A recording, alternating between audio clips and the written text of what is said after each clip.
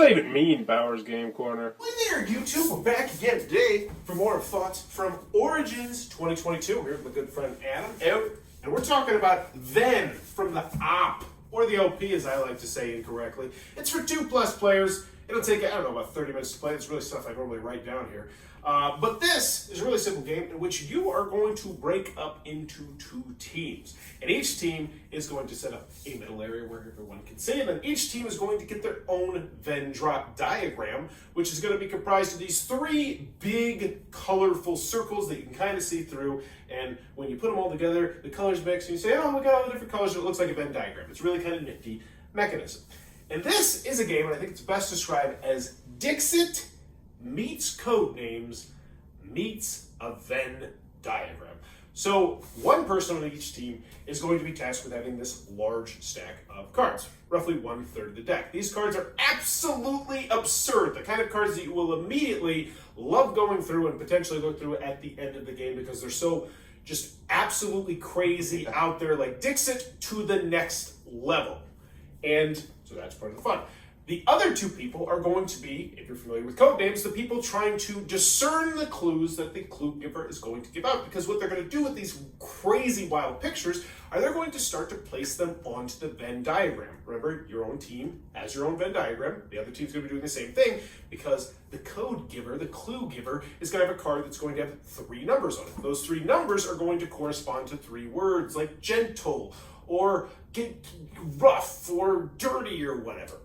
And so what they're trying to do is each circle, each chunk of the Venn diagram is going to be, this one is the dirty picture, this one is the rough picture, and then there'll be spots where it's like, well, this one should be the dirty and the rough picture, and then there'll be the one in the middle that's like the gentle, dirty, rough picture. And what makes this game really fascinating is because unlike typical, code names where everyone's just sitting there silently while you're trying to do the clue, you're actually listening to the people talk, your teammates, discuss and try and figure out your clue, which means you're also trying to keep them on the path. So they might be focusing on the wrong detail of the card, in which you say, God, it's a really good card, but you morons don't know how to do it. You can't say that, obviously, you're just thinking it, which means now you have to go through the cards and try and get them back on the right path, and so it's very interesting. We tried it out. What'd you think about it? I love this. I'll be honest, when I was looking through what was going to be here at Origins, I saw this one, kind of read the description, was like, nope, and passed through it. But yeah, this was really great. We had so much fun doing it, and it was like, the interesting thing is like, while you're listening to them, and like, you put a card down, and they're like, they immediately get it wrong, and you're like, oh God, I want to replace that right away. but like, there's so many different cards. You cannot replace a card. Different ways. You have to put another card on top of it, though. Yeah, you can't just be like, never mind.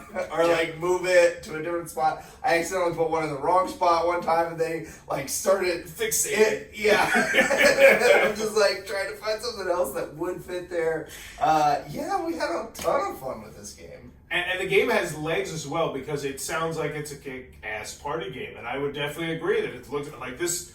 This would go over really well. Yeah, getting 3-4 people at a time, like trying to talk about what's going on, what they think. As a 2-player game too, because the bottom line is we ended up playing a 5-player game, so the other 2 people on the team were essentially playing a 2-player game, and I really enjoyed that as well. And I think if you like that style of game and you're a big 2-player gamer, I think you could get your bang out of the bucks just as a 2-player experience with this game potentially.